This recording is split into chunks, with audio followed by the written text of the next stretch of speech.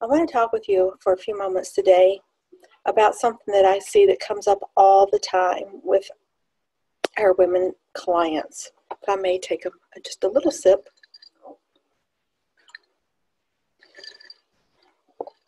And one of those areas is self-doubt. It belies educational degrees.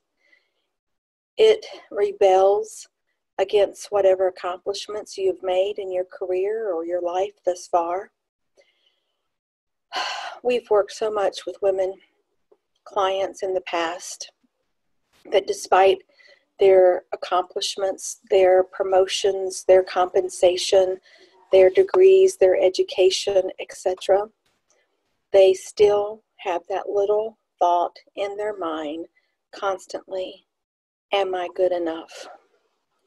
And it absolutely breaks my heart to hear this over and over again, because you've taken all the right steps. You've checked all the boxes to have arrived at where you are in your current situation, business or your career, wherever that may be. But you still get those filters and those messages of, am I good enough? Am I smart enough to take this new position? Am I capable? Am I a leader? Can I, deal with this environment? What will I have to do? Do I meet all the criteria? And what I want to say to you, my dear friends, is that you are absolutely enough, exactly the way you are. You didn't get to where you are today by not being a self-starter and self-motivated and willing to learn and to push forward, to lean in and to persist.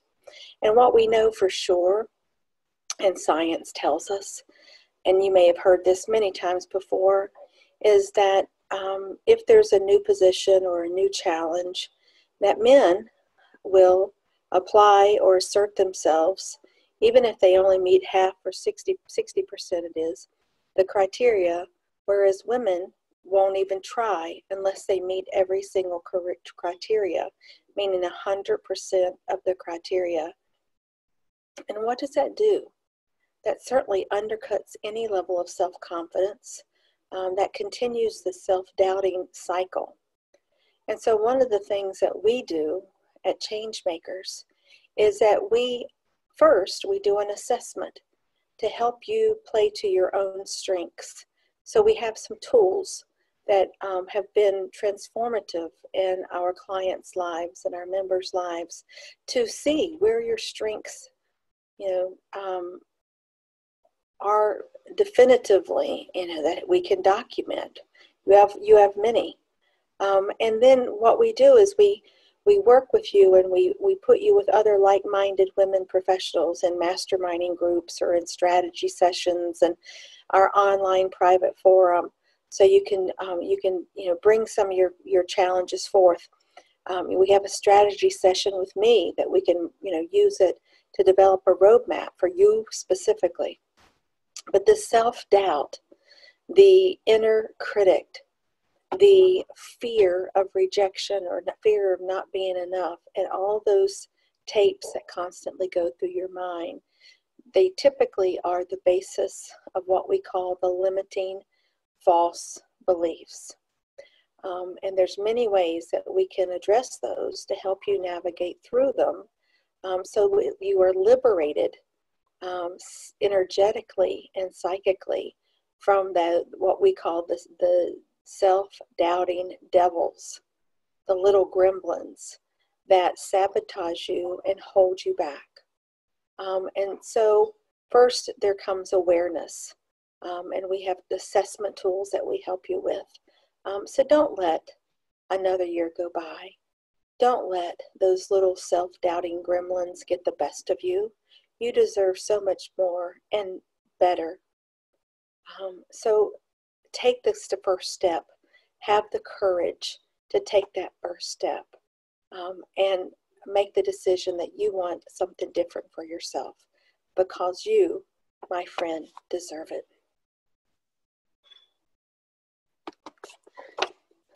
Today is January 5th.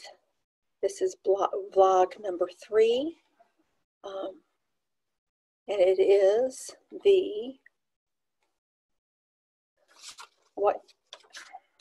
how are you speaking to yourself? How do you speak to yourself? Here we go.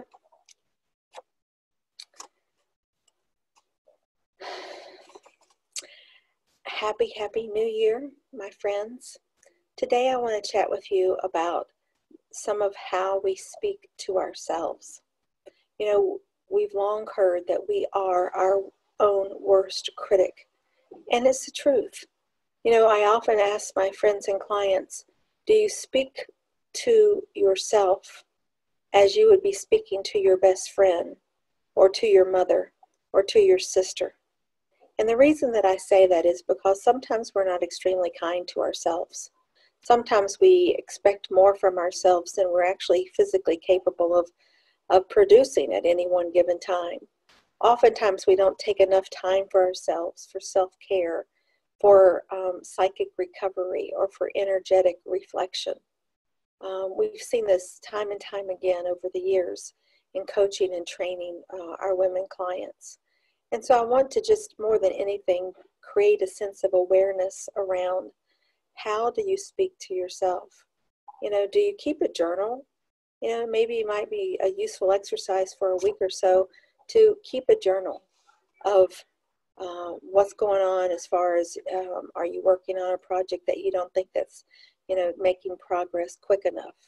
Or you know, did you apply for a position that you didn't receive and then you beat yourself up over it? Or you weren't named lead counsel for a particular case or piece of work, or it didn't land the deal that you thought you were going to land. You know, sometimes it can be very constructive and instructive for us to dissect, you know, what happened and why, and, you know, and actually the learnings that you can get around that. And there can be many. One of the things that we do here at Changemakers is we provide to you a very kind and friendly platform to bring those challenges and taking a look at it, and oftentimes having a fresh set of ears or a fresh set of eyes looking at what the challenge may be that you know, maybe you failed. We all do. There's no one that, you know, rises to greatness or success without taking the bumps of failure. Failure can be one of our greatest teachers as long as we're paying attention. You know, so I just wanted to prompt you today as we move forward through the year is to create a sense of awareness of how you're speaking to yourself and whether or not you're being kind as you would to your best friend. It makes a difference. It makes a difference about how we feel about ourselves, which in turn makes a difference of how we show up in the world and what we ultimately produce, how we move forward, how we think about our own success, if we're mentoring or we're in a position of leadership, how we move our team forward. You know, so how are you speaking to yourself? Please be kind.